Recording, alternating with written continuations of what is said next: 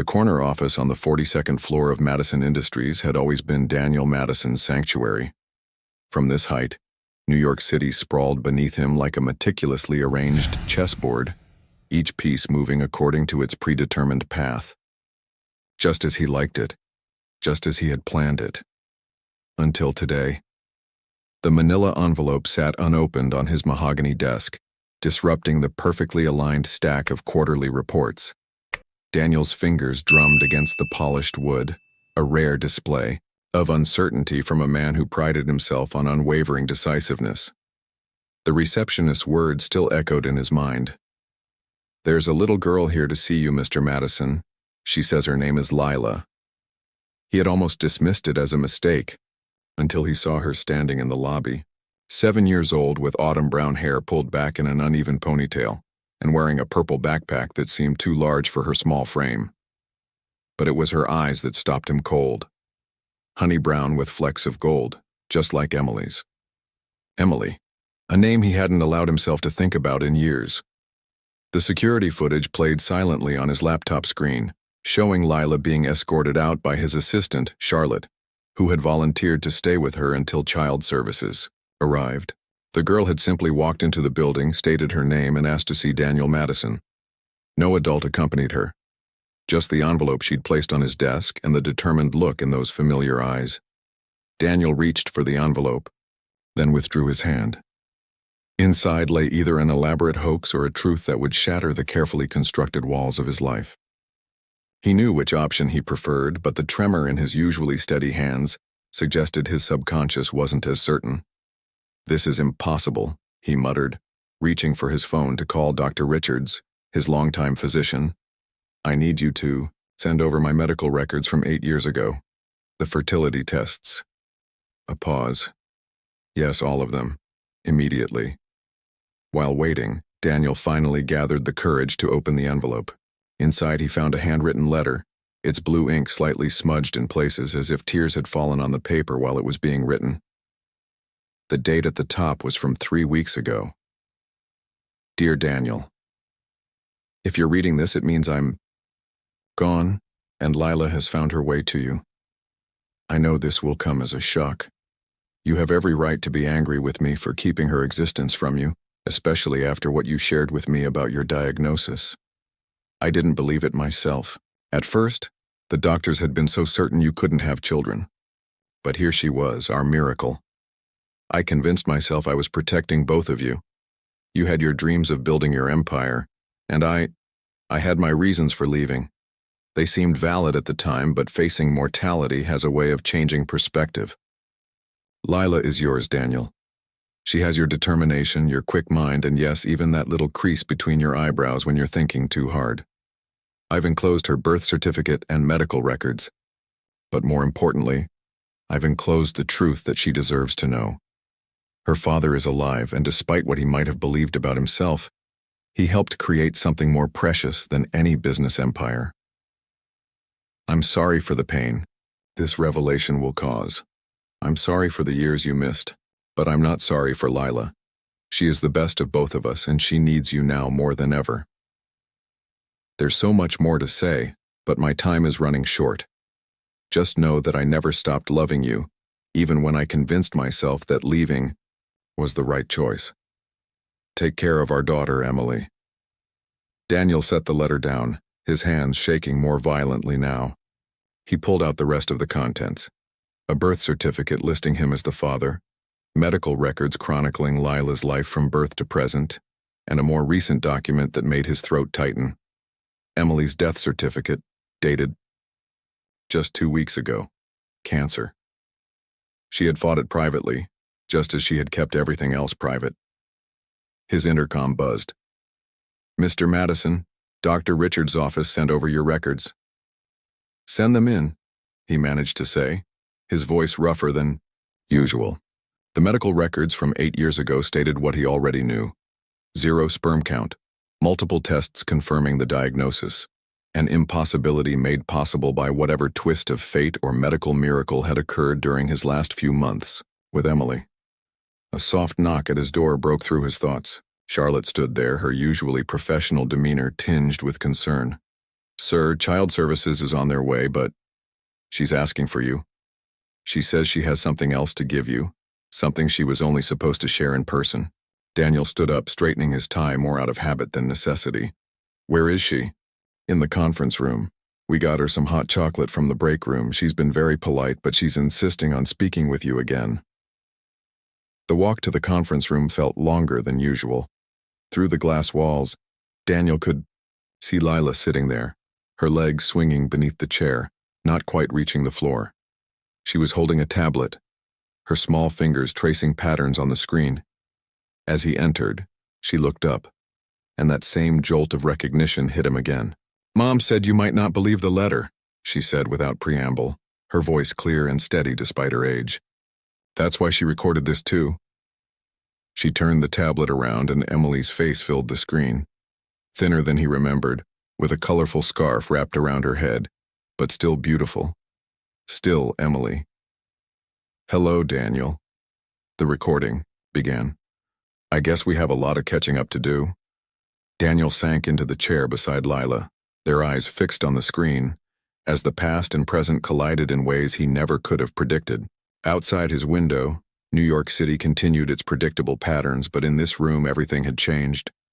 His perfectly ordered world had been upended by a little girl with his determination and Emily's eyes, carrying a truth that would rewrite everything he thought he knew about himself.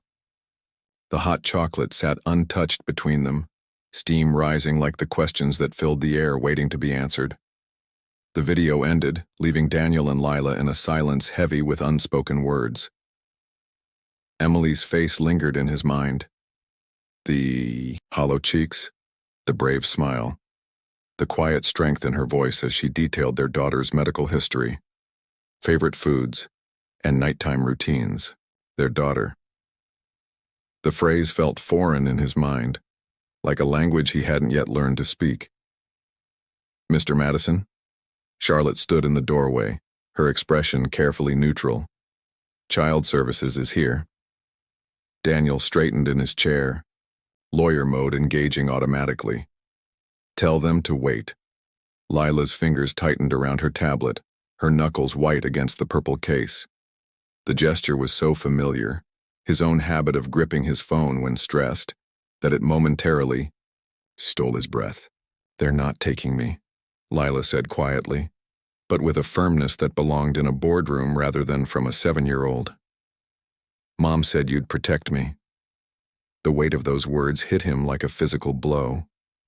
Emily had promised their daughter that he would protect her, despite never discussing it with him, despite knowing he'd built his life around the certainty of never having children. "Ms. Reynolds," he addressed Charlotte without taking his eyes off Lila, "cancel my meetings for the next 3 days, and get Richard from legal up here immediately." The next few hours passed in a blur of paperwork and phone calls. Richard arrived, with a team of lawyers who quickly established temporary emergency custody, given the circumstances. The child services workers, though initially skeptical, were swayed by the combination of DNA test scheduling, Emily's video testimony, and the considerable resources Daniel could provide. "We'll need to conduct home visits," the social worker Mrs. Chen explained. "And there will be follow-up interviews, both separately and together." Daniel nodded, signing another form with practiced efficiency. "Whatever's necessary." "Mr. Madison?" Mrs. Chen's voice softened slightly. "Have you considered what this means practically? Your lifestyle will need to change significantly." He looked through the conference room window to where Lila sat with Charlotte, watching something on her tablet. In the late afternoon light, her profile was a perfect blend of his features and Emily's, the straight nose he recognized from his own reflection, but Emily's delicate chin and expressive eyes. "I'm aware," he replied, though in truth he hadn't begun to process the magnitude of the changes ahead.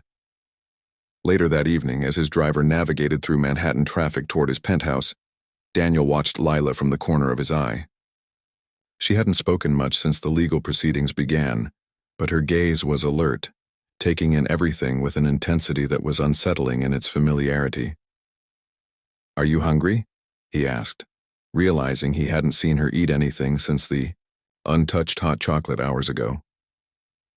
Mom said you live in the sky, Lila responded instead, her face pressed against the window as they passed towering skyscrapers.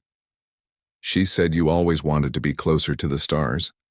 The casual mention of Emily's knowledge of him, knowledge she'd shared with their daughter while keeping his existence secret from him, sent a fresh wave of confusion through his chest. The apartment is on the 38th floor, he managed. That's not as high as your office. No, it's not. Silence fell again, broken only by the soft hum of the car's engine. Daniel's phone buzzed continuously with messages and emails, but for the first time in his career, he left them unanswered. Instead, he found himself cataloging details about the little girl beside him, the way she bit her lower lip when thinking, the slight tilt of her head as she observed the city lights, the careful way she held herself, as if trying to take up as little space as possible. The penthouse, when they arrived, seemed suddenly alien to him. Through Lila's eyes, he saw the stark minimalism, the absence of anything child-friendly, the pristine surfaces that had never known sticky fingers or scattered toys. Your room will be through here, he said, leading her down the hallway to one of the guest rooms. We can make changes, make it more suitable.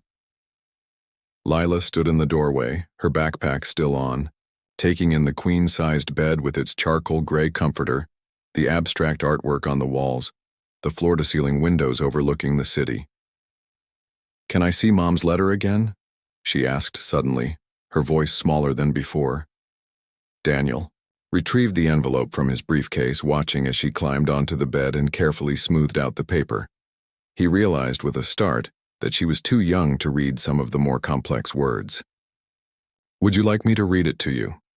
She shook her head. I memorized the important parts. Mom read it to me lots of times before. She trailed off, her finger tracing Emily's signature at the bottom of the page. The reality of her loss, their loss, hit him anew. While he was grappling with the shock of unexpected fatherhood, this little girl was carrying the weight of her mother's death, navigating a new life with a stranger who shared her DNA, but none of her memories. Lila, he began, then stopped, unsure what to say. What could he say to make any of this easier? I know you didn't want me, she said suddenly, still looking at the letter. Mom said you didn't know about me, but in the video, she said you chose not to have kids. That's why she was surprised when I happened. The bluntness of her words, delivered in that matter-of-fact tone that children sometimes use for life's hardest truths, left him momentarily speechless. It's not that simple, he finally managed. It's okay, Lila continued, carefully folding the letter and returning it to its envelope. Mom said sometimes the best things in life are the ones we didn't plan for. Like me. She yawned, the events of the day finally catching up with her. Can I go to sleep now? Daniel nodded, feeling simultaneously dismissed and desperately needed. Do you need anything? For sleeping? My pajamas are in my backpack, and I can brush my teeth. By myself. Mom made sure I packed my toothbrush. She slid off the bed and unzipped her backpack, pulling out neatly folded pajamas decorated with constellations. Mom said you taught her about the stars once. Another piece of their shared history that Emily had passed on, another memory he'd locked away now brought to life through their daughter's casual words. Yes, he said softly. I did. Maybe you can teach me too someday. She headed toward the ensuite bathroom, then paused in the doorway. Good night, Mr. Madison. Good night, Lila, he replied, the formality of her address landing like a gentle rebuke. He wasn't Dad yet, might never be Dad, but he was all she had left. As he closed her door, leaving it open a crack as some half-remembered advice about children and darkness suggested, Daniel leaned against the wall and pulled out his phone. Among the dozens of missed calls and messages was a calendar notification for tomorrow morning's executive board meeting. With a few swipes, he delegated the meeting to his COO. Then, after a moment's hesitation, he opened his browser and typed, raising a 7-year-old girl. In his office across town, his life, had been disrupted by a manila envelope. Here, in the quiet of his home, watching the soft light under Lila's door and listening for any sound of distress, he realized that disruption was too mild a word. Everything had changed, and he had no choice but to change with it. 3 days into their new reality, Daniel noticed something wasn't right with Lila. She'd barely touched her breakfast, pushing the carefully prepared fruit around her plate while her toast grew cold. Dark circles shadowed her eyes, making her face appear smaller, more vulnerable than ever. "Are you feeling all right?" he asked, watching her from across his massive kitchen island. "I'm fine," Lila mumbled, but the slight tremor in her hands betrayed her words. "Can I be excused?" Before Daniel could respond, she slid off the high stool and swayed slightly. His reflexes, honed by years of catching falling coffee cups during late-night work sessions, kicked in. He caught her before she hit the ground, her small body burning with fever against his chest. "Lila?" Panic edged his voice as he cradled her. Her eyes fluttered open, confusion clouding their honey-brown depths. "I want Mom," she whispered, and the words shattered something inside him. The next hour was a blur of activity. His driver broke several speed limits, getting them to New York Presbyterian Hospital. Daniel carried Lila through the emergency room doors, her purple backpack clutched in one hand while she drifted in and out of consciousness in his arms. "She's burning up," he told the attending physician, Dr. Winters. "She seemed fine last night, maybe a little quiet, but this morning—" "How long has she been in your care, Mr. Madison?" Dr. Winters asked, while checking Lila's vital signs. 3 days. Her mother passed away recently. He hesitated, the words still foreign on his tongue. "I just found out she's my daughter." Understanding flickered across the doctor's face. Children often manifest physical symptoms when dealing with emotional trauma. "Has she been sleeping well? Eating regularly?" Daniel tried to remember the past few days. Had he been paying enough attention? He'd hired a housekeeper experienced with children, stocked the kitchen with foods the internet suggested were appropriate, even ordered furniture for a proper children's bedroom. But had he really seen her? "I don't know," he admitted, the words tasting like failure. The initial tests revealed what Dr. Winters had suspected. Lila's immune system was severely compromised. The combination of grief, stress, and the massive changes in her life had taken a physical toll. "Her body is essentially shutting down," Dr. Winters explained gently. "It's not uncommon in cases of profound loss, especially in children. They often internalize their grief until their bodies can't handle it anymore." Daniel stood by Lila's hospital bed, watching the IV drip vital fluids into her arm. She looked impossibly small against the white hospital sheets, her autumn brown. Hair splayed across the pillow like a fan. The steady beep of heart monitors filled the silence. "Mr. Madison?" A nurse appeared at his elbow. "There are some people here asking about Lila. They say they're her grandparents." His heart stuttered. Emily's parents. Of course they would come. He hadn't even thought to contact them, too caught up in the whirlwind of his own shocking discovery. Robert and Margaret Wilson stood in the hallway, their faces lined with worry and something harder, judgment. Margaret's eyes, the same honey brown as Emily's and Lila's, fixed on him with barely concealed hostility. "So you're the father Emily never told us about," Robert said, his voice quietly controlled. "The one who supposedly couldn't have children?" "I didn't know," Daniel replied, keeping his voice low to avoid disturbing Lila. "Emily never told me. And now our granddaughter is in the hospital after just 3 days in your care." Margaret's words cut like steel. "Did you even notice? She wasn't well before she collapsed." The guilt he'd been fighting surged forward. "I'm learning," he managed. "I'm trying."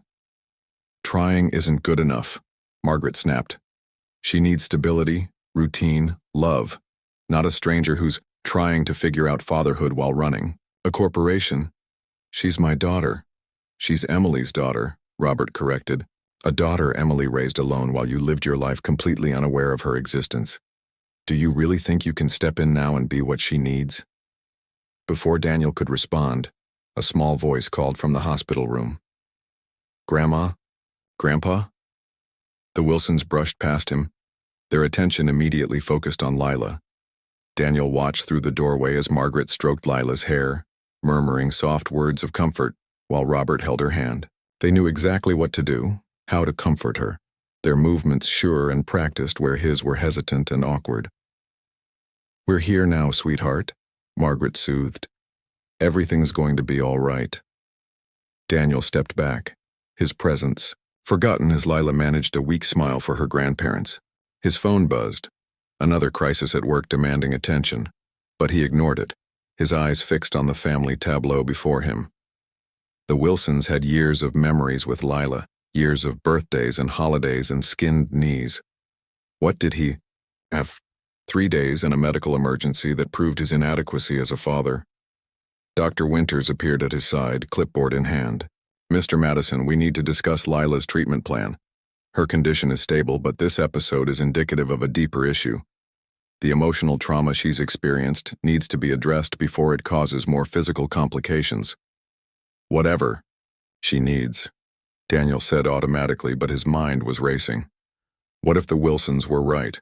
What if his presence in Lila's life was causing more harm than good? "She needs consistency," Dr. Winters continued, unaware of his internal struggle. "Regular meals, proper sleep schedules, and most importantly, emotional support. Children are remarkably resilient, but they need to feel secure, especially after losing a parent."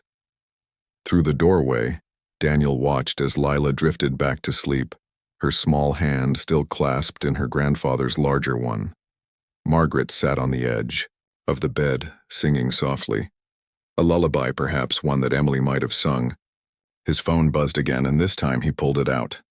The message from his COO was urgent. The merger they'd been working on for months was in jeopardy.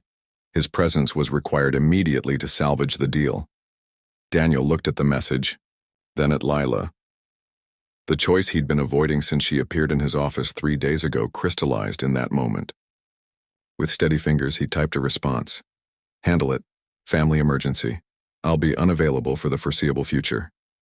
He switched off his phone and walked back into the hospital room. The Wilsons looked up, their expressions still guarded. "We need to talk," he said quietly. "About what's best for Lila." Margaret's eyes narrowed. "Yes, we do." "Not here," Daniel gestured to the sleeping child. "But I want you to know, I'm not going anywhere. She's lost enough already. I won't add to that loss by walking away, no matter how unprepared I might be." Robert studied him for a long moment, then nodded slightly. "The cafeteria is on the second floor." As they left Lila under the watchful eye of her nurse, Daniel took one last look at his daughter. Emily had trusted him to protect their child. He hadn't chosen fatherhood, but now he would choose to fight for it, not just for Lila's sake, but for his own. The hospital cafeteria buzzed with muted conversations and the clinking of plastic utensils. Daniel sat across from Robert and Margaret Wilson, 3 untouched cups of coffee creating a barrier between them. The fluorescent lights cast harsh shadows, highlighting the exhaustion on all their faces. "We're filing for custody," Margaret announced without preamble. Her hands were wrapped around her coffee cup, but her gaze was steady and determined. "Our lawyer will have the paperwork ready by tomorrow morning." Daniel had anticipated this, had seen it coming in their protective stances and accusatory glances. Still, the reality of it hit him like a physical blow. "You're not taking my daughter." "Your daughter?" Robert's voice was quiet but sharp. "Where were you when she had chickenpox at age 4? When she broke her arm falling off her bike last year? When Emily was going through chemotherapy and trying to prepare Lila for a future without her mother?" Each question landed like a punch, but Daniel refused to flinch. "I wasn't there because I didn't know she existed. That wasn't my choice. It was Emily's. And now you think you can just step in and be father of the year?" Margaret's fingers tightened around her cup. "You're a stranger to her, Mr. Madison. A stranger with no experience raising children whose entire life revolves around corporate takeovers and profit margins." "You're right," His quiet admission seemed to surprise them. I am a stranger. I don't have your memories or your experience, but I'm her father and I'm willing to learn. Learning requires time, Robert pointed out. Something your lifestyle doesn't seem to offer much of. We saw you checking your phone up there. How? Long before work becomes more important than a 7-year-old who needs constant attention and support? Daniel pulled out his phone and placed it on the table. With deliberate movements, he opened his email and composed a message to his board of directors. The Wilsons watched in silence as he typed. I'm taking a leave of absence, he said, hitting send. Effective immediately. 3 months minimum with the option to extend as needed. He looked up at their surprised faces. My COO can handle the day-to-day operations. The company will survive without me. Lila shouldn't have to. Margaret exchanged a glance with her husband. A gesture like that doesn't automatically qualify you for parenthood. No, it doesn't. But it proves I'm willing to put her first. Daniel leaned forward, his voice intense but controlled. I've missed 7 years of her life, years I can never get back. Don't ask me to miss more. She's fragile right now, Robert said, his tone softening slightly. The doctors say her condition is largely psychological, her body's response to losing Emily. She needs stability, not more upheaval. Then let's give her that stability together. The words came to Daniel suddenly, a solution forming as he spoke. You love Lila. You know her routines, her preferences, her history. I need to learn those things, and she needs time to adjust to me. Why does this have to be a battle? Margaret's eyebrows rose. What exactly are you suggesting? A collaboration, not a competition. Help me learn to be her father. Stay involved. In her life, she needs her grandparents, especially now. But don't try to cut me out completely. Before either Wilson could respond, a nurse appeared at their table. Mr. Madison, Lila's asking for you. The 3 adults exchanged surprised looks. Daniel stood, then hesitated. Would you like to come with me? The walk back to Lila's room was silent, but the tension had shifted. When they entered, Lila was sitting up in bed, looking slightly better than earlier. Her eyes moved between the adults, reading the atmosphere with unsettling perception. Are you fighting about me? She asked directly. No, sweetheart, Margaret started, but Lila cut her off. Mom said adults sometimes lie to protect kids, but she also said lying doesn't really protect anyone. Her voice was stronger now, though still tired. I don't want you to fight. Daniel moved to her bedside, aware of the Wilsons watching his every move. We're not fighting, Lila. We're discussing how to best take care of you. I want to stay with you, she said, her eyes meeting his. Mom chose you. She said you'd learn to be a good dad even though you didn't know how yet.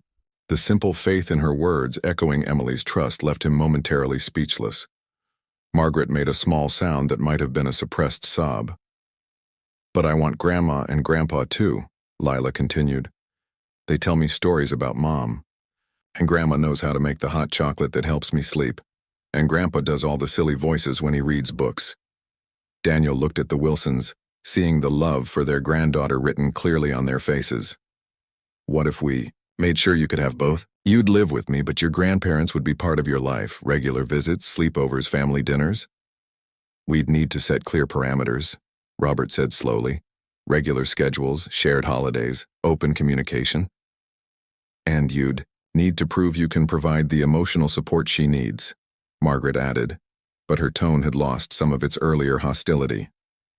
I'd expect nothing less. Daniel turned back to Lila. Would that be okay with you? She nodded, then yawned, widely. Can someone read me a story? I'm tired, but the hospital sounds make it hard to sleep. Robert reached for the worn backpack beside the bed, pulling out a familiar book. How about The Little Prince? We left off at chapter 7 last time. Mr. Madison should read it, Lila said unexpectedly, but Grandpa has to teach him how to do the voices right. A moment of understanding passed between the adults. This was Lila's olive branch, her way of showing them how to move forward together. Robert handed the book to Daniel, who settled into the chair beside the bed. Margaret adjusted Lila's pillows while Robert pulled up another chair. The Little Prince Chapter 7, Daniel began, his voice uncertain. He glanced at Robert, who demonstrated the slightly different tones for the narrator and the prince. As Daniel read, following Robert's gentle guidance and encouraged by Lila's sleepy smile, he felt something shift in the room's atmosphere. They were far from a perfect solution. There would be negotiations, adjustments, probably more arguments. But as Lila drifted off to sleep, one hand clutching her grandfather's while the other held tight to Daniel's sleeve, he realized they'd taken the first step toward something that might actually work. His phone remained silent in his pocket. The email to his board of directors already generating responses he couldn't care less about right now.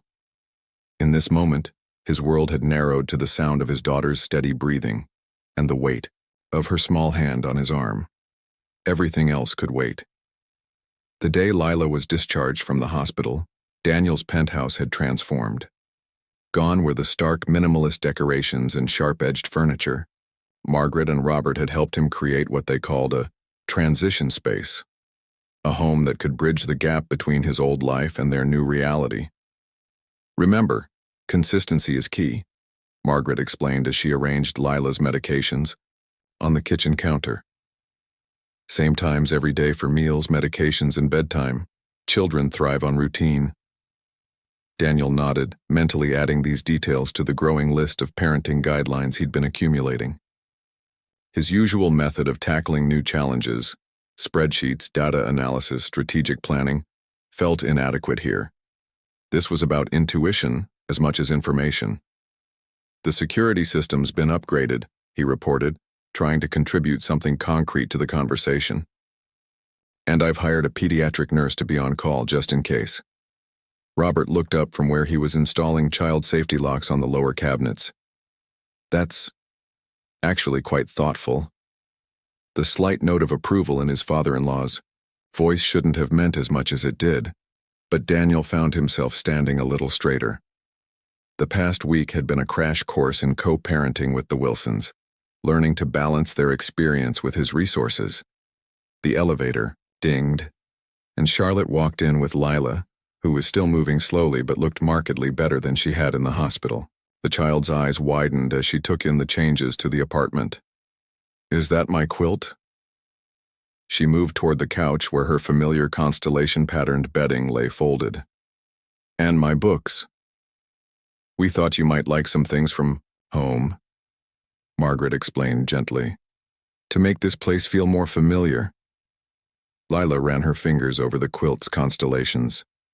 Mom made this, she said quietly, more to herself than the adults. Then she looked at Daniel. Did you know she learned about stars because of you?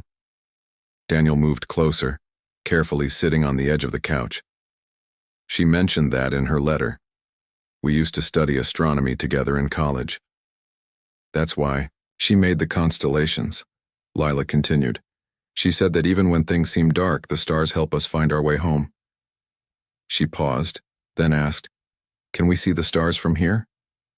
Daniel glanced at the floor-to-ceiling windows. The New York City lights usually overwhelmed any view of the night sky, but I have an idea. Would you like to help me with a project? For the next hour, while Margaret prepared dinner and Robert finished child-proofing the apartment, Daniel and Lila worked together. Using special darkening films for the windows and a sophisticated star projector he'd ordered, they transformed her bedroom ceiling into a replica of the night sky. This is Ursa Major, Daniel explained, pointing to the constellation, the Great Bear. Mom showed me that one, and that's the Little Dipper, right? Lila's enthusiasm was contagious, her earlier fatigue seemingly forgotten as she identified constellations. That's right. You know, your mother and I used to drive out of the city to watch meteor showers. There was this spot upstate where the sky seemed endless. Lila's eyes lit up. Could we go there sometime? The question caught him off guard, their first potential future plan together. He glanced at Robert, who had appeared in the doorway. The Perseid meteor shower is next month, Robert offered. It might be nice, as a family. The word family hung in the air, tentative but hopeful. Before Daniel could respond, Margaret called them for dinner. The meal was a careful orchestration of new and familiar elements. Margaret had prepared Lila's favorite macaroni and cheese, but they ate at Daniel's formal dining table, now protected by cheerful placemats. The conversation flowed more easily than expected, centered around Lila's interests and memories that the Wilsons shared about Emily. "Remember when she tried to teach you to ride a bike?" Margaret smiled at Lila. "Your mother was so determined, even with her own scrapped knees." "I wasn't very good at first," Lila admitted, then turned to Daniel. "Do you know how to ride a bike?" "I do," he said, then added carefully, "Maybe when you're feeling stronger, we could try riding together. There's a nice path along the river." "With training wheels," Margaret interjected firmly. "She's still recovering." Daniel nodded, accepting the guidance.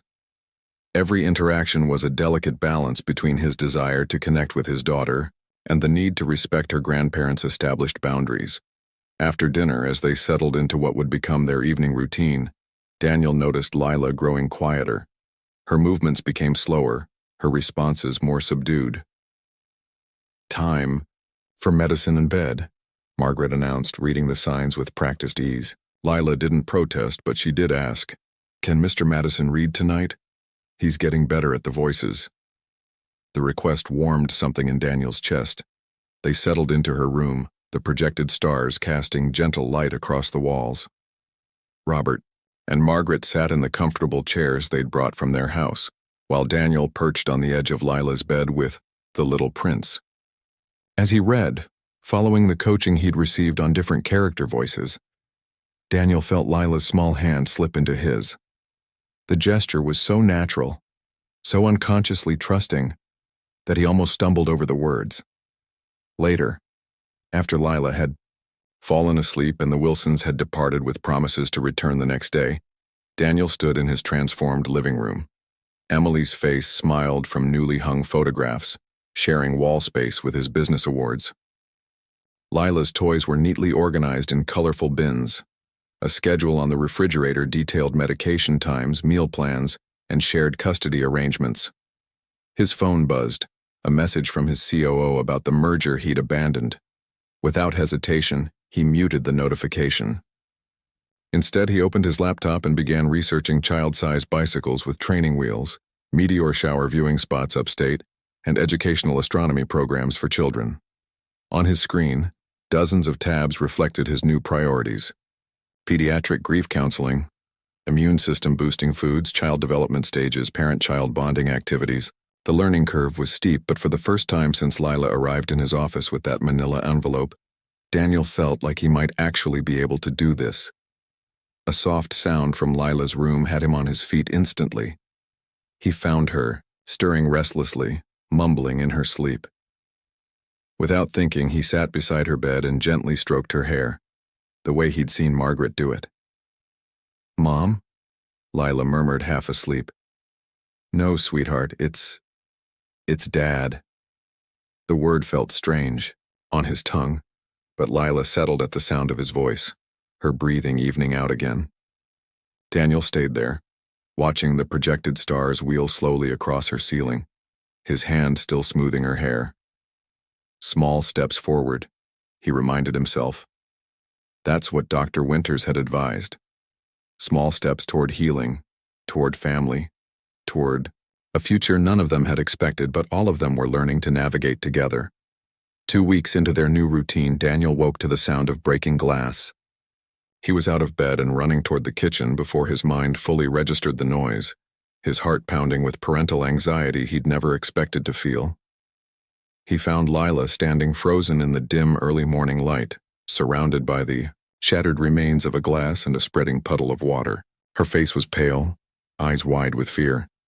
"I just wanted water," she whispered. "I didn't mean to." "Are you hurt?" Daniel interrupted, already scanning for any signs of cuts or injuries. When she shook her head, he let out a breath he hadn't realized he'd been holding. "Don't move. There's glass everywhere." With careful movements, he lifted her out of the danger zone, noting how she clung to him instead of pulling away as she might have done just days ago. Progress, even in crisis. "I'm sorry," Lila said into his shoulder. "Grandma says I'm not supposed to use glass cups without asking." "Then we'll get you plastic ones," Daniel replied simply, setting her safely on a kitchen stool. Why were you up so early? Lila's fingers twisted in the hem of her star-patterned pajamas. I had a dream about Mom. She was in the hospital again, but this time she was asking where I was and I couldn't find her and… Her voice broke, tears spilling over. Daniel felt the familiar panic of facing his daughter's grief. The parenting books he'd been devouring offered strategies for handling emotional outbursts, but theory felt inadequate in the face of real tears. Still, he had to try. Would you like to tell me about your mom? He asked softly, pulling up a stool beside her while keeping one eye on the broken glass they still needed to clean up. What was she like in the morning? Lila hiccuped, surprised by the question. She always sang while making breakfast. Even when she was sick, she would hum, and she let me help stir the pancake batter. She liked cooking? Yeah. She said it was like science, but tastier. Lila's tears slowed as she focused on the memory. We had special pancakes for my birthday with chocolate chips in the shape of stars. Daniel filed away this information. Another piece of the Emily he'd never known, the mother rather than the college girlfriend. What else did you do in the mornings? As Lila talked, sharing small details about their morning routines, Daniel cleaned up the broken glass. He noticed how her voice grew stronger with each memory, how the sharing seemed to ease some of the tension from her small shoulders. Do you want to try making pancakes? He offered when she finished. I'm not very good at cooking, but we could learn together. The suggestion earned him the first real smile of the morning. Soon they were watching YouTube tutorials on proper pancake technique, flour dusting their clothes as they experimented. The first few attempts were disasters. Too thick, too thin. One memorable failure that stuck to the ceiling when Daniel flipped it too enthusiastically. Lila's laughter at his culinary mishaps was worth every ruined pancake. By the time Margaret arrived for her scheduled morning visit, they had produced several passable star-shaped pancakes and created what looked like a war zone in the kitchen. What in the world? Margaret stood in the doorway, taking in the chaos. We're scientists, Lila announced proudly, showing off her latest creation. Dad says cooking is just edible chemistry. The word Dad hung in the air between them. It was the first time she'd used it instead of Mr. Madison, and from the sudden stillness in her posture, Lila had just realized it too. Daniel forced himself to act casual, though his heart was racing. Would you like to join our experiment? We've almost figured out the optimal batter-to-pan ratio. Margaret's expression softened as she surveyed the scene. The disaster in the kitchen, the half-eaten pancakes, the flour in Lila's hair, and most importantly, the light in her granddaughter's eyes that had been missing since Emily's death. Well, she said, rolling up her sleeves, you're definitely going to need help cleaning this up. As they worked together to restore order to the kitchen, Daniel's phone buzzed. The caller ID showed his COO's number, the third call this morning. He silenced it without hesitation. Trouble at work? Margaret asked, more curious than accusatory. Nothing that can't wait, Daniel replied, helping Lila wipe flour off the counter. Though I should probably check in at some point this week. You know, Margaret said carefully, Robert and I could watch Lila for a few hours if you need. To go to the office, we understand you can't abandon your company entirely. The offer surprised him. 2 weeks ago, they'd been ready to fight him for custody. Now they were offering to help him balance work and fatherhood. Actually, he said, I've been thinking about making some changes at the company. More remote work, restructuring my role.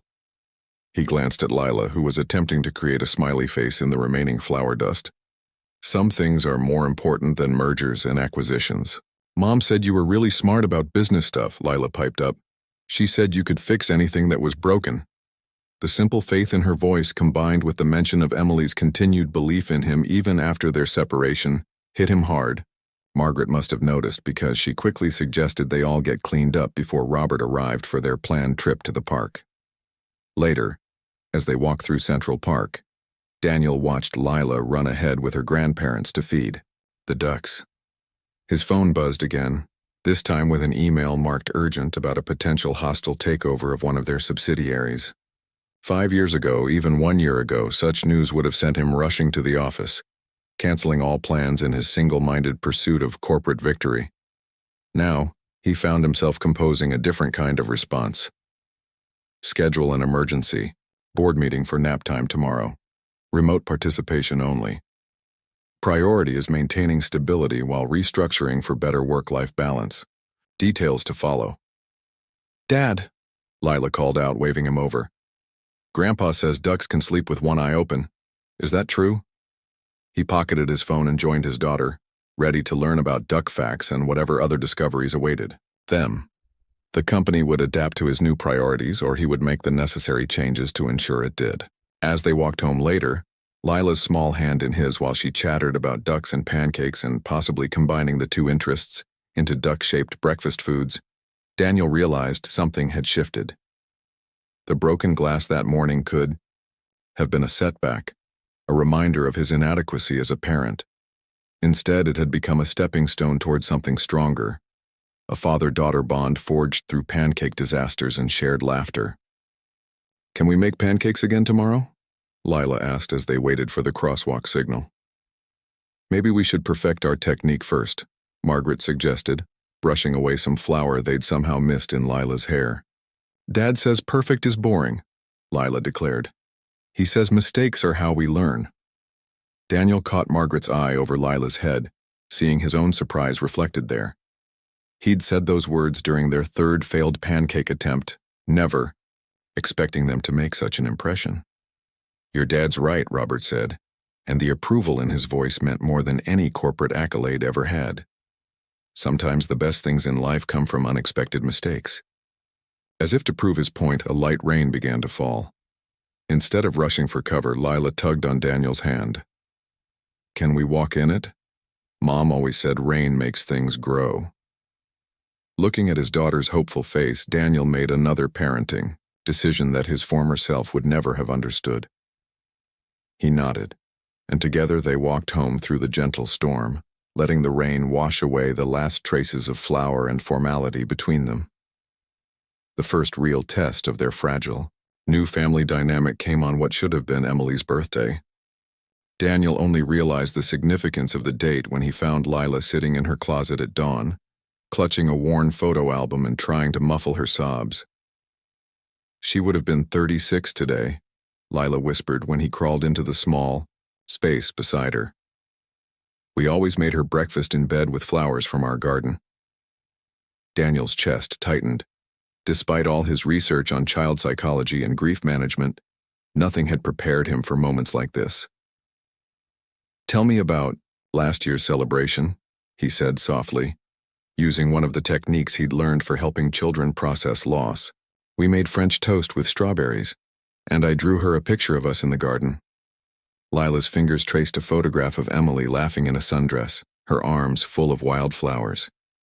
"She kept every drawing I ever made her in a special box." The mention of the box triggered something in Daniel's memory. "Wait here," he said, carefully extracting himself from the closet.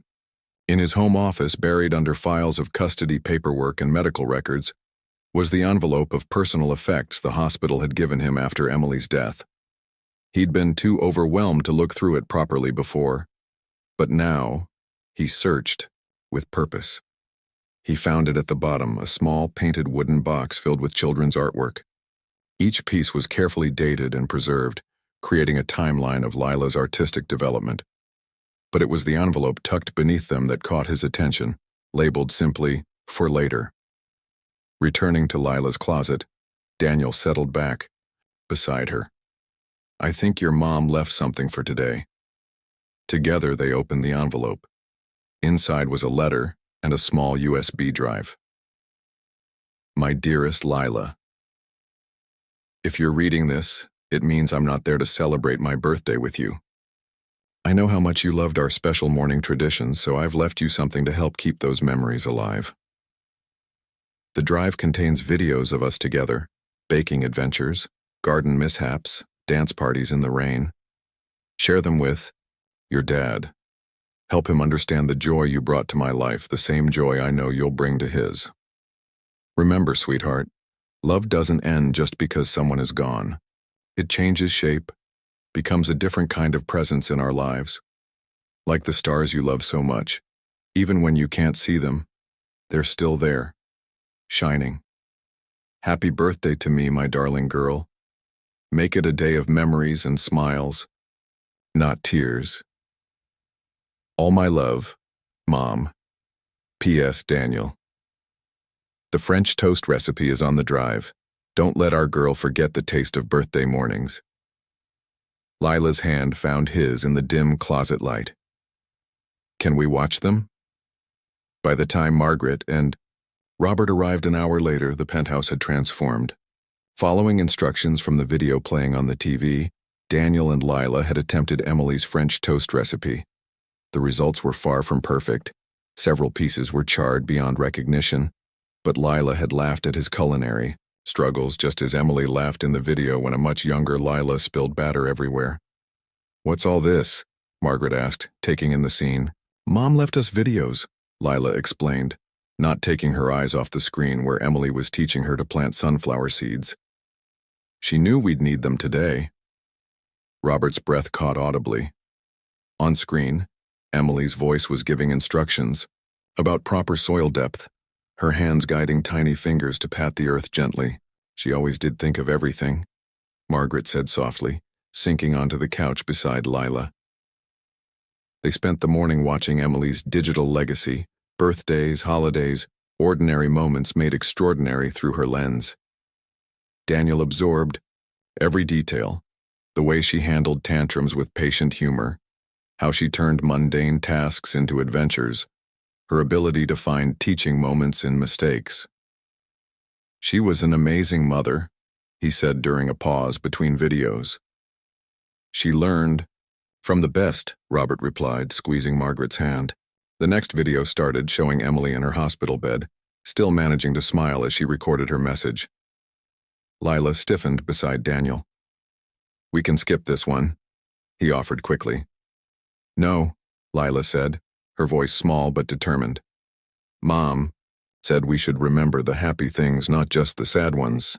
On screen, Emily was telling a story about her college days, about a young man who taught her to love the stars, who showed her that life's biggest surprises could become its greatest gifts. That's you, Lila said, looking up at Daniel. She's talking about you.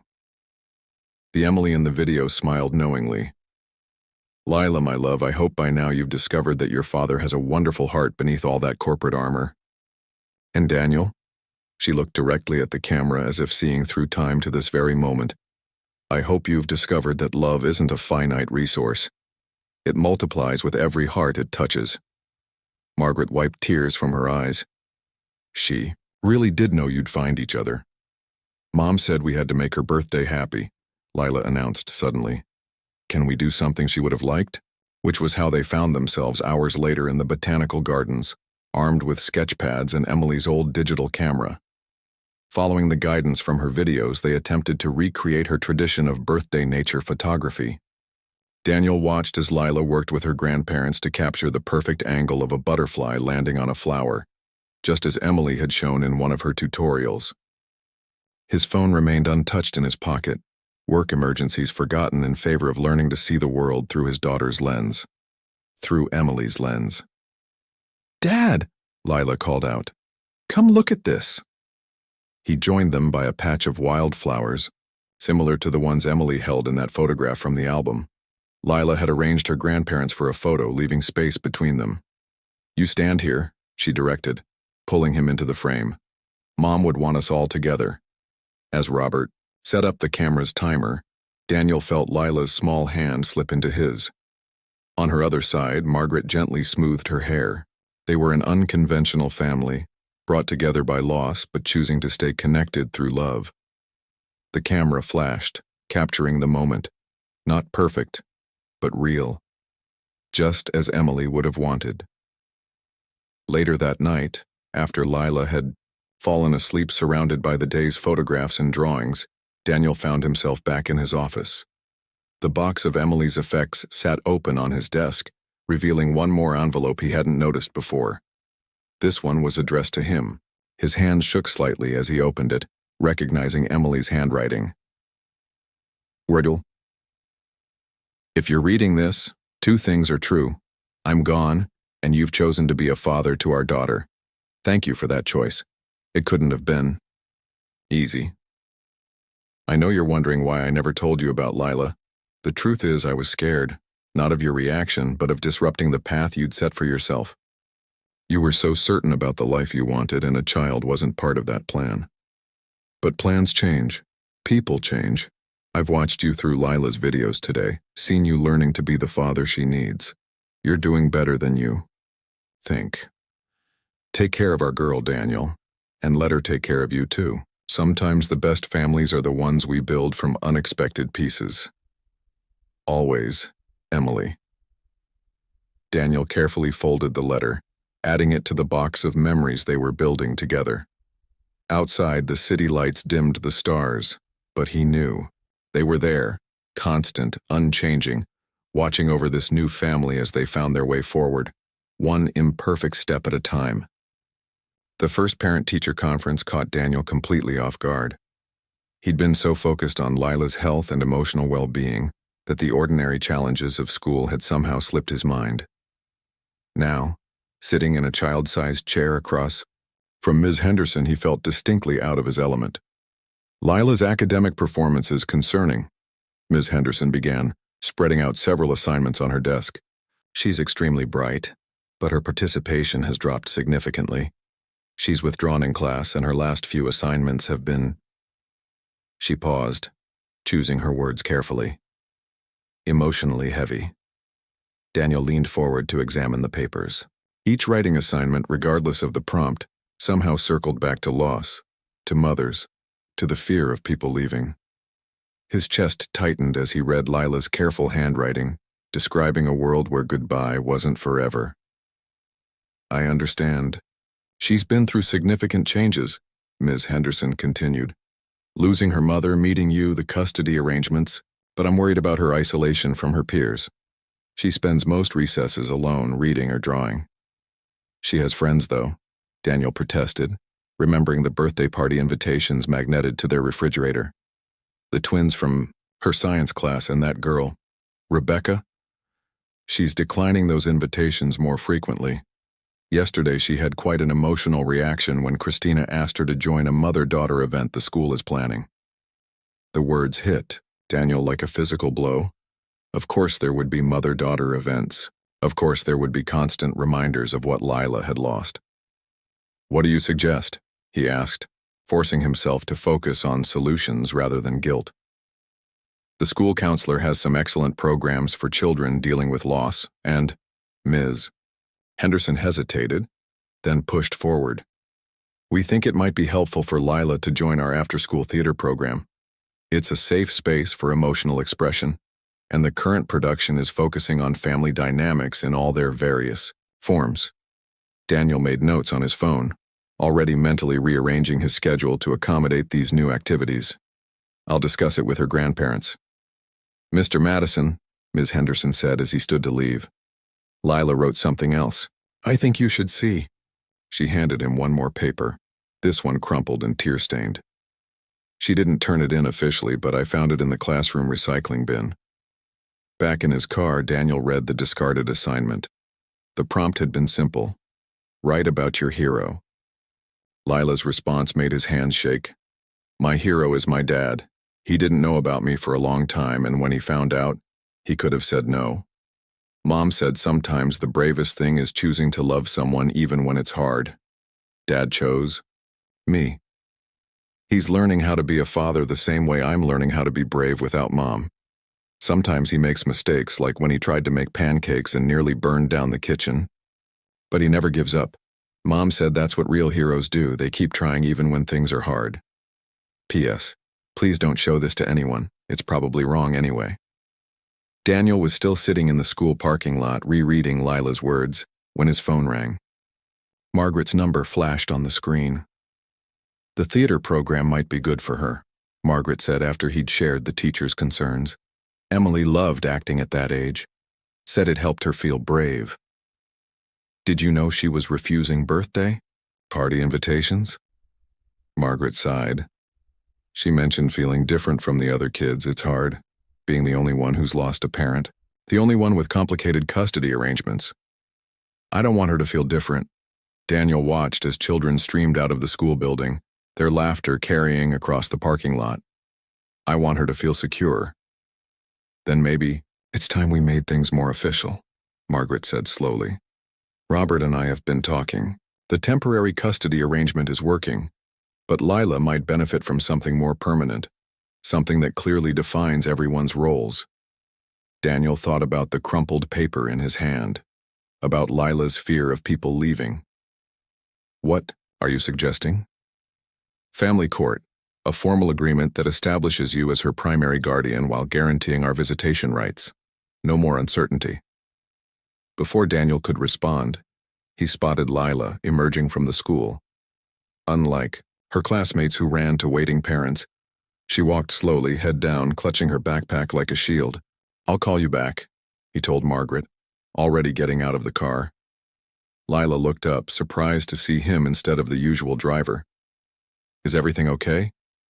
Just thought we could use some father-daughter time, he said casually. How do you feel about ice cream? 20 minutes later, they sat in a small ice cream parlor that Emily had apparently frequented with Lila. Daniel watched as his daughter methodically separated her hot fudge sundae into precise sections. Ms. Henderson says you're not spending much time with your friends lately. Lila's spoon paused halfway to her mouth. I don't feel like playing much. Because of the mother-daughter event? The spoon clattered against the glass bowl.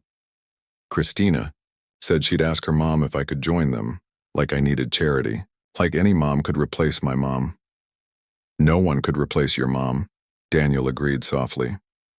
But that doesn't mean you have to face everything alone. I'm not alone. I have you and Grandma and Grandpa. Lila swirled her ice cream into a chocolate soup. But sometimes I feel like maybe you'll all leave too. Like maybe you'll decide being a dad is too hard, or Grandma and Grandpa will move away, or... Hey, Daniel reached across the table, stilling her restless hands. Look at me, sweetheart. I'm not going anywhere. Neither are your grandparents. In fact, we're talking about making everything official in court.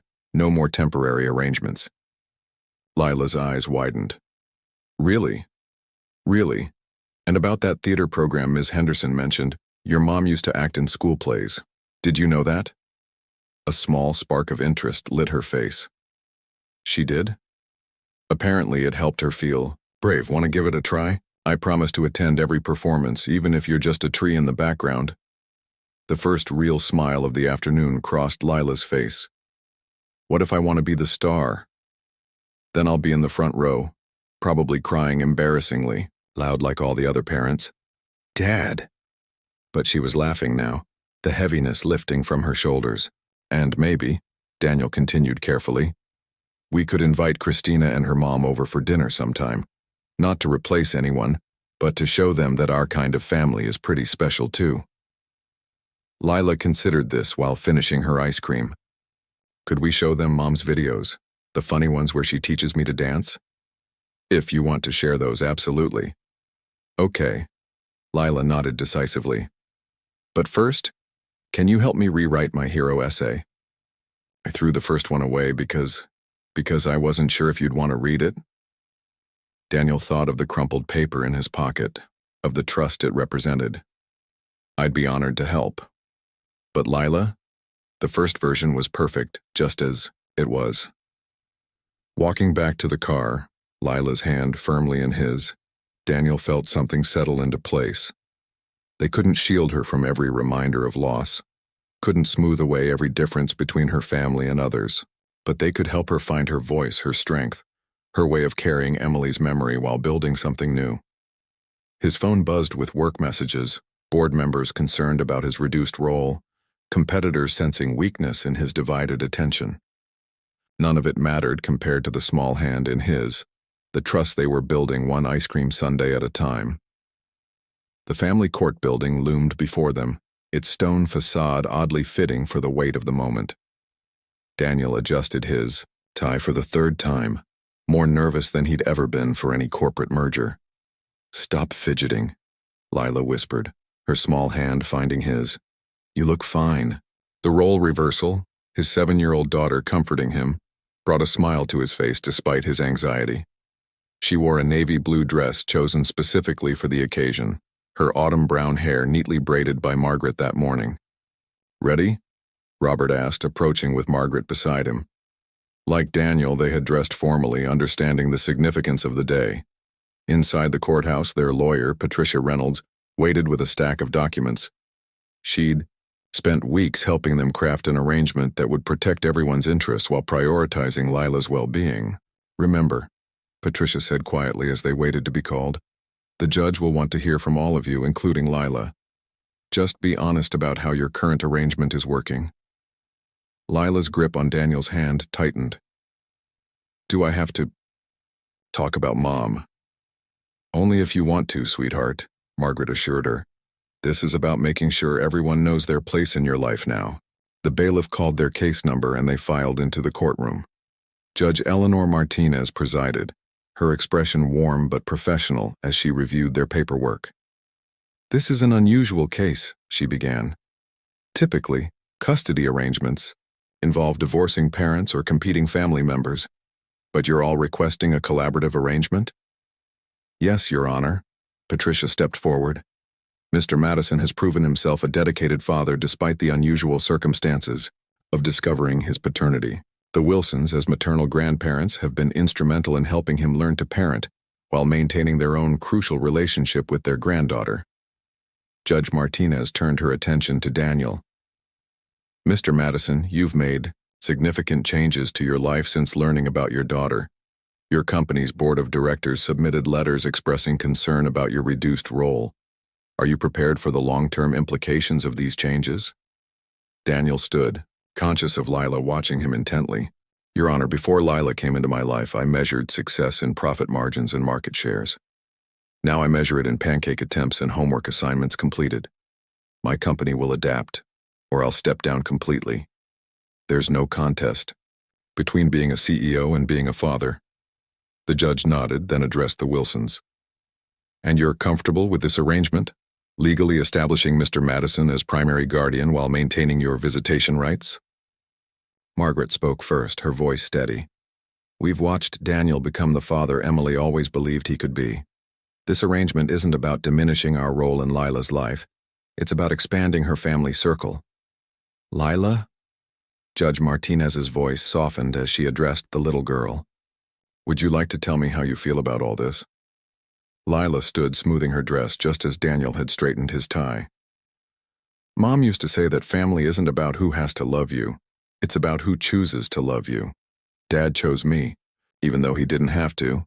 And Grandma and Grandpa chose to help him learn how to be a dad instead of staying mad that he wasn't there before." She paused, then continued with careful determination.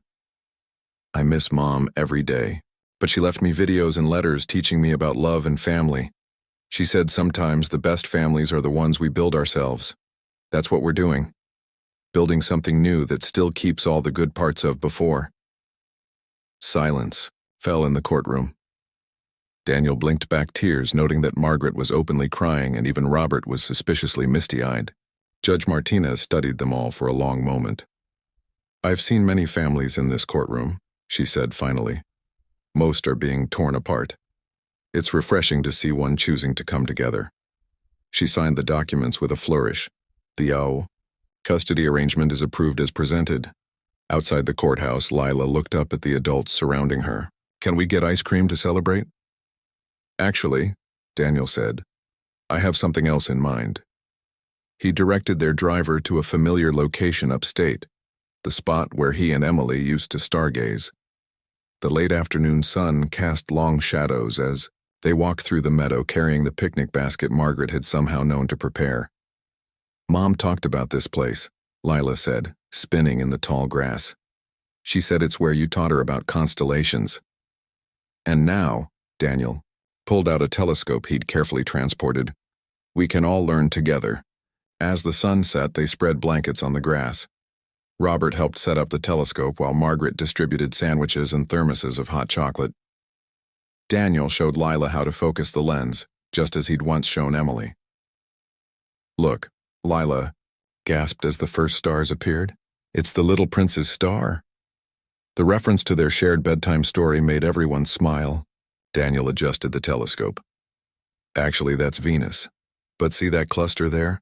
That's where the Little Prince might live." They took turns with the telescope, sharing stories as the sky darkened. Margaret and Robert told tales of Emily's childhood stargazing attempts.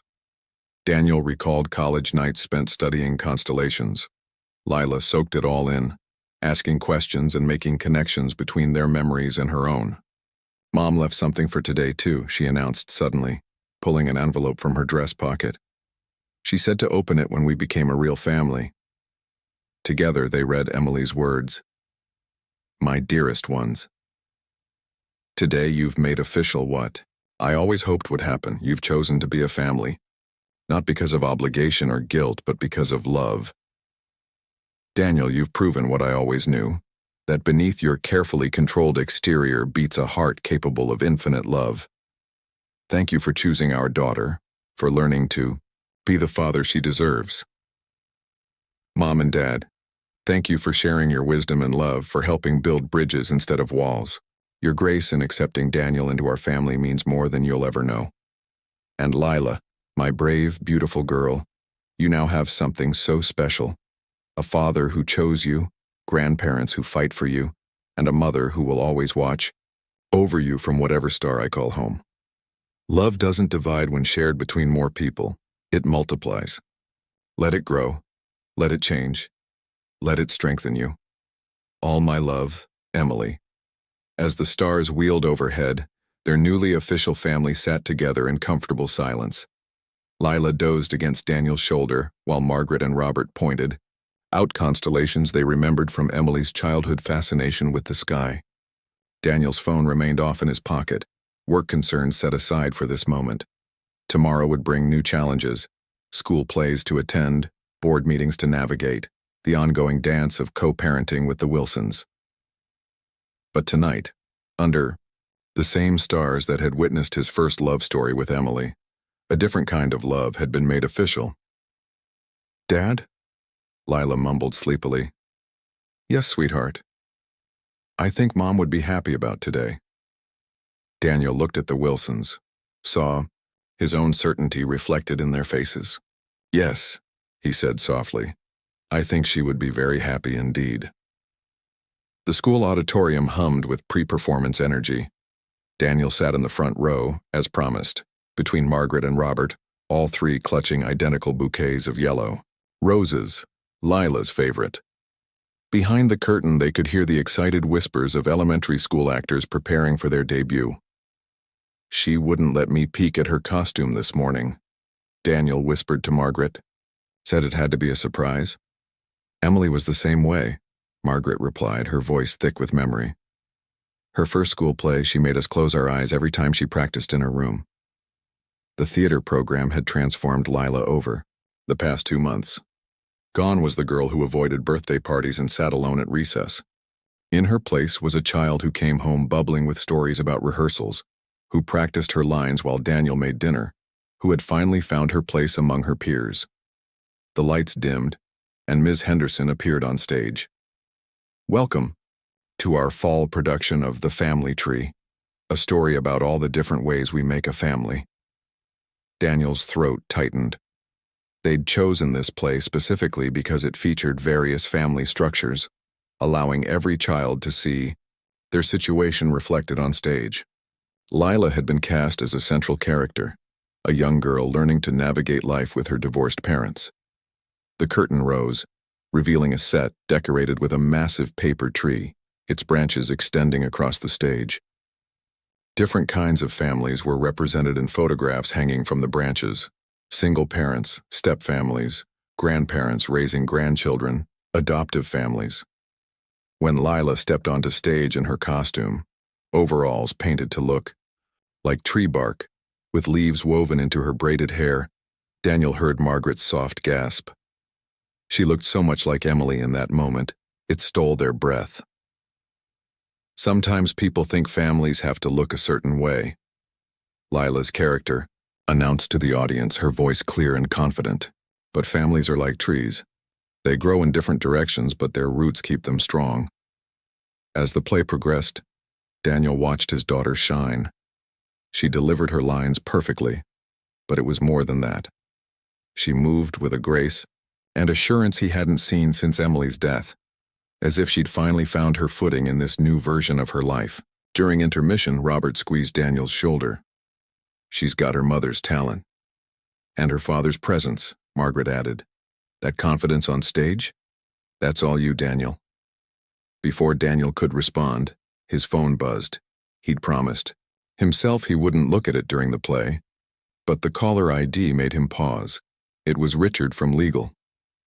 "I need to take this," he apologized, stepping into the hallway. "Richard, what's wrong?"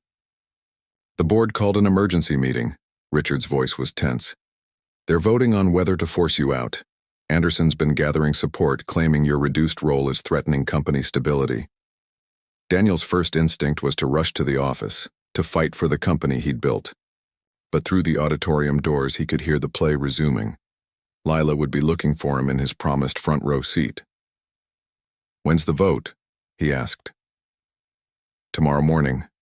Daniel, if you don't show up to defend your position—" "I'll be there," he interrupted, "but not until after I've taken my daughter to school. Schedule it for 9:30. Returning to his seat, Daniel forced himself to focus on the stage. Lila was performing a scene where her character showed other children her family tree, explaining how love could branch out in unexpected directions. "See?" She pointed to different photographs. "Some families grow straight up like pine trees, some spread out wide like oaks. Mine grew new branches when it needed to, like a tree finding sunlight through the clouds." The metaphor hit close to home. His own life had grown in an entirely new direction, branching away from the straight corporate path he'd planned. And, like a tree adapting to new conditions, he'd found strength in that change. After the play, they waited in the lobby with the other families. Lila emerged from backstage still wearing her tree costume, leaves slightly askew from quick costume changes. "Dad, did you see when I had to climb the ladder? I wasn't scared at all." Daniel swept her into a hug, careful not to crush her costume. "You were amazing, sweetheart, a regular Broadway star." "Here," Margaret handed Lila her roses. "Just like your mother's first performance." Lila buried her face in the flowers, then looked up with suspicious eyes. "Dad, why did you leave during intermission? Was it work again?" The question drew everyone's attention. Daniel knelt to meet her gaze. "Yes, but it wasn't an emergency. Nothing is more important than watching you shine on stage." "But you're worried," Lila said, showing that uncanny perception that reminded him so much of Emily. "I can tell." "There's a big meeting tomorrow," he admitted. "Some people at work think I'm not spending enough time at the office. They want to make changes." "Are you going to lose your job?" "Maybe, but that's okay. Because any job that would make me miss moments like tonight isn't worth keeping." Robert cleared his throat. "You know, Daniel, I've got some connections on Wall Street. If you need to explore other options." "Thanks." Daniel smiled at his father-in-law's offer. "But I think it's time for Madison Industries to evolve, just like we have. If the board wants someone who'll put profit above family, they should find that person. I'm not him anymore." Lila tugged at his sleeve. "Can we get ice cream? The whole cast is going to Friendly's to celebrate." "Of course, Grandma and Grandpa too." As they walked to their cars, Lila skipping between them still in her costume, Daniel felt a strange sense of peace. Tomorrow he'd face a boardroom full of people trying to take away the company he'd spent his life building. But they couldn't take what really mattered. This family that had grown from unexpected seeds, branching out in ways he'd never imagined possible.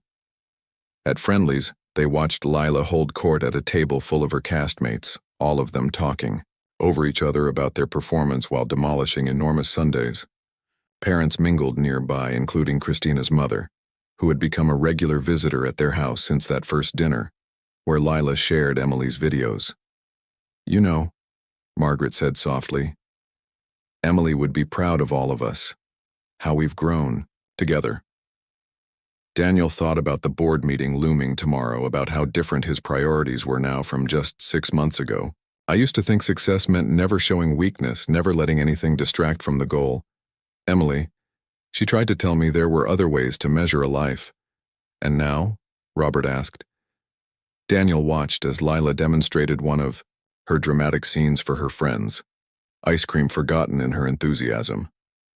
Now I know that the most successful thing I've ever done was learning to be her father. His phone buzzed again. Probably Richard with more urgent updates about tomorrow's meeting. Daniel turned it off completely. The company will sort itself out, he said, more to himself than the others. Tonight is for celebrating our star. As if hearing herself mentioned, Lila looked over and waved, her smile bright enough to light up the whole restaurant. One of the leaves fell from her hair, and Daniel tucked it carefully into his pocket, a reminder of the night his daughter bloomed on stage, finding her voice in a play about different kinds of families, while her own unconventional family tree grew stronger with every passing day. The morning of the board meeting dawned crisp and clear. Daniel stood in Lila's doorway, watching her sleep peacefully, the previous night's triumph still evident in her slight smile. A leaf from her costume lay on her bedside table next to the ever-present photo of Emily. "Time to wake up, sweetheart," he called softly. "Big day ahead." Lila stirred, blinking away sleep. "Is your meeting today?" "Yes, but first we have breakfast and then I'm taking you to school just like always." She sat up, her expression serious. "What if they make you leave the company?" Daniel sat on the edge of her bed, choosing his words carefully. "Then we'll figure something out together. Maybe I'll start a new company, one that understands that being a good father is just as important as being a good businessman." "Could I help? I'm really good at organizing things now. Ms. Henderson said so." The innocence of her offer made him smile. "You'd be my top consultant." Over breakfast, Daniel maintained their normal routine despite the weight of the upcoming meeting. He checked Lila's homework, signed her permission slip for the upcoming field trip, and discussed plans for the weekend. Margaret and Robert were taking her camping, another tradition they were keeping alive from Emily's parenting playbook. The drive to school felt different, though. Lila was unusually quiet, watching the city wake up through her window. "Dad?" she said finally, as they pulled up to the school entrance. "Mom left me one more letter. She said to save it for when you had to make a really big choice." From her backpack, she pulled out an envelope that looked worn around the edges, as if she'd been carrying it for a while, waiting for the right moment. She said sometimes the biggest choices look like losses at first, but they're really just the beginning of something better. Daniel took the envelope with trembling hands. "When did you get so wise?" "Mom says I get it from both of you." Lila leaned across the seat to hug him tightly. "Good luck with the mean board people." He watched her walk into school, her purple backpack bouncing with each step before opening Emily's letter. "Dear Daniel, if you're reading this, you're facing a choice between the life you planned and the life you've discovered. I remember how focused you were in college, how every decision was calculated to build your empire. You were brilliant at it. Still are, I'm sure. But empires can be rebuilt. Time with our daughter can't. Whatever choice you're facing today, remember this. The Daniel Madison I knew could conquer any business challenge, but the Daniel Madison you're becoming can do something far more valuable. He can show our daughter what it means to choose. Love over ambition, family over empire. Trust that choice. Trust yourself. Emily. P.S. Lila has your business sense, you know. She organized her stuffed animals into departments by color and function when she was 5. Whatever you decide, she'll understand. She's got both our hearts but your mind, for strategy. In the Madison Industries boardroom, tension crackled like static electricity. 14 board members sat around the massive table with Anderson, his former mentor-turned-rival, at the far end. The CEO's chair at the head of the table stood empty, waiting. Daniel walked in exactly at 9:30, Emily's letter secure in his breast pocket. Before we begin, he said, remaining standing, I'd like to show you something. He pulled up a presentation on the main screen, but instead of profit projections or market analyses, it showed a photograph. Lila in her tree costume from the play, beaming at the camera. This is my daughter, he continued, his voice steady. 6 months ago, I didn't know she existed. I was focused solely on this company's growth, on my vision of success. I thought that made me a good CEO. Anderson shifted impatiently. We're not here to discuss your personal life, Daniel. Actually, that's exactly why we're here. Because my definition of success has changed, and apparently that makes some of you nervous. He clicked to the next slide, a graph showing company performance over the past 6 months.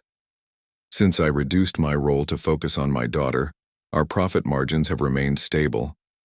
Employee satisfaction has increased by 12%. We've retained more top talent and seen increased innovation from middle management.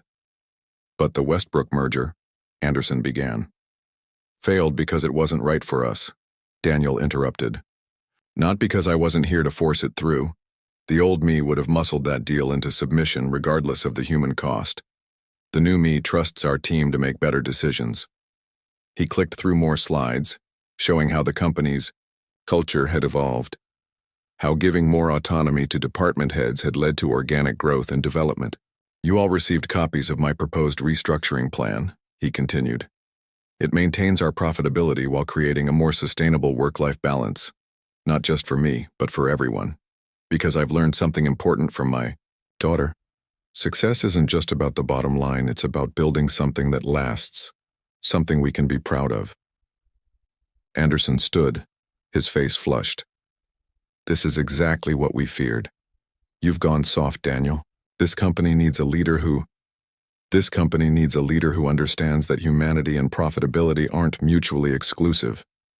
Daniel's voice remained calm, but carried absolute conviction. Yes, I leave at 5 to have dinner with my daughter. Yes, I take time off for school plays and doctor's appointments. And yes, I expect every parent in this company to have the same opportunity without fear of career suicide. He looked around the table, meeting each board member's eyes. If that's not the kind of company you want to be part of, I understand. You can vote me out. I'll sell my shares, start something new.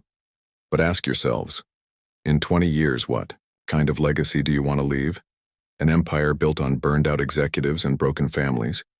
Or a company that proves success and humanity can coexist?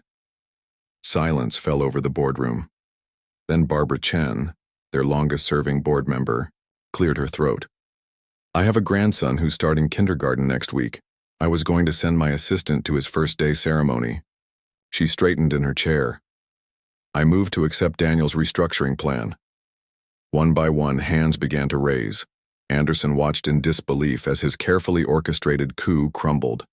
When the final vote was tallied, only 3 members had voted against the plan. Thank you, Daniel said simply.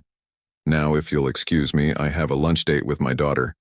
We can reconvene tomorrow to discuss implementation details. He walked out of the boardroom with his head high, leaving behind the old version of success to embrace something far more valuable. In his pocket, Emily's letter rested next to the leaf from Lila's costume, reminders of the choice he'd made, and why he'd made it. His phone buzzed with a text from Margaret. Lila's teacher called. She told her whole class about how her dad was fighting for families today. Said you were better than any superhero because you fight with your heart. Daniel smiled, heading for his car. He had just enough time to pick up celebratory ice cream before lunch. After all, some victories deserved to be marked with sprinkles and hot fudge sauce, shared with a 7-year-old who was teaching him more about success than any business school ever had. 1 year to the day since a manila envelope changed his life, Daniel Madison stood in his kitchen making star-shaped pancakes.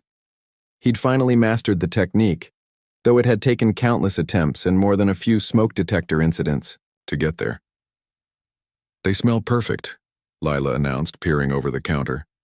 At 8 years old, she'd grown taller, more confident, though she still wore her autumn brown hair in the slightly uneven ponytail that reminded him so much of their first meeting. The secret is patience, Daniel replied, carefully flipping one golden brown star. Something your mother tried to teach me a long time ago. Margaret and Robert would arrive soon for their traditional Sunday breakfast.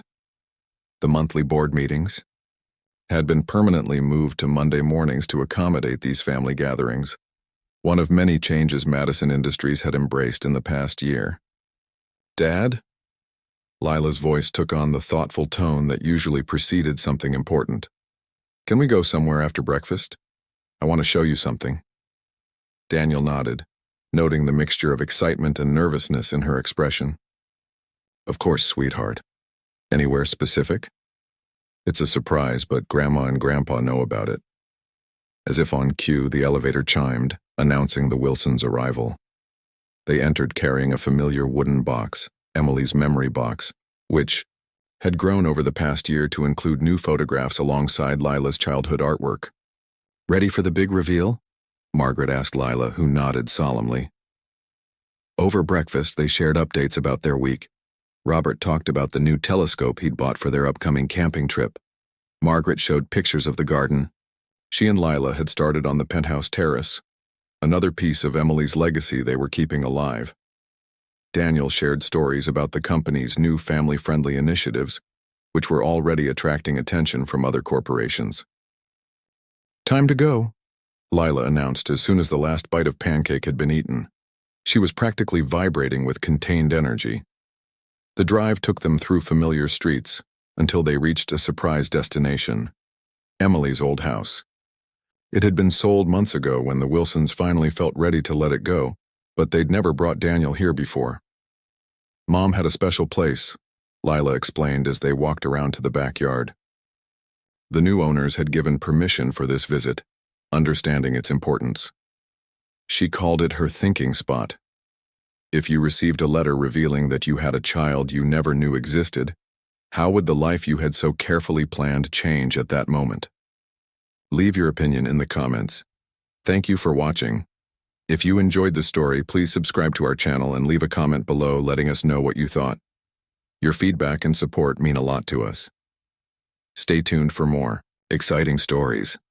Behind the house stood a massive oak tree, its branches spread wide, creating a natural canopy over a small garden space. Among the flowers, partially hidden by new growth, sat a weathered bench. "This is where she wrote all the letters," Lila said softly. "She told me in one of her videos. When she knew she was sick, she'd come out here every morning to write. To us." Daniel approached the bench slowly, running his hand over its worn surface. How many mornings had Emily sat here pouring her heart into words that would guide them long after she was gone? "There's one more letter," Lila continued, pulling an envelope from her pocket. "The last one. Mom said to wait until we were really a family before reading it." Margaret and Robert moved closer as Lila handed the envelope to Daniel. His hands shook slightly as he opened it. "My dearest ones. If you're reading this, something extraordinary has happened. The family I dreamed of, hoped for, and believed in has become real. Daniel, you found your way to being the father I always knew you could be. Mom and Dad, you've opened your hearts to welcome him, to help create something beautiful from loss. And Lila, my brave girl, you've helped bring them all together. I'm writing this from our thinking spot, watching the sunrise through these branches. The oak tree has always been my favorite, how it grows slowly but surely, how its roots run deep while its branches reach for the sky. Like our unusual family, it finds strength in its unique shape. Daniel, when we were young, you taught me about the stars. Now you're teaching our daughter that love doesn't follow predictable orbits. It grows where it's nurtured, creates its own constellations of connection. Mom and Dad, you've shown what grace truly means. Thank you for seeing past your grief. To welcome Daniel, for helping him learn the countless small lessons of parenthood that I won't be there to share. Lila, my shooting star, you carry the best of all of us. Your father's determination, your grandparents' wisdom, and hopefully a little of my belief in life's beautiful surprises. Trust in the family you've helped build. They'll guide you, support you, and love you in all the ways I would have. I've spent so many mornings in this spot, watching the sun rise through these branches, writing letters to bridge the gap between present and future. Now it's time for my last request. Plant new gardens, make new traditions, create new memories. Let my love be the soil from which your shared future grows. All my love always, Emily. P.S. Daniel, there's a small metal box buried beneath this bench. Inside is a key to a safety deposit box at First National. Consider it my final surprise, something to help with Lila's future, and maybe a few more words of guidance for the journey ahead. A bird sang overhead as they sat together on and around the bench, passing the letter between them. Lila leaned against Daniel while Margaret and Robert held hands, all of them connected by Emily's words. I think, Lila said after a while, we should make a new thinking spot. At home, in our garden. Daniel looked at his daughter, their daughter, and saw Emily's spirit shining in her smile. I think that's a wonderful idea. We could plant an oak sapling, Robert suggested. Watch it grow along with our family. And have pancake breakfasts out there, Margaret added. Create new traditions while keeping the old ones. Together they took one last look at Emily's thinking spot before walking back to their cars. The oak's leaves rustled above them, a gentle reminder of how something strong and beautiful could grow from unexpected beginnings.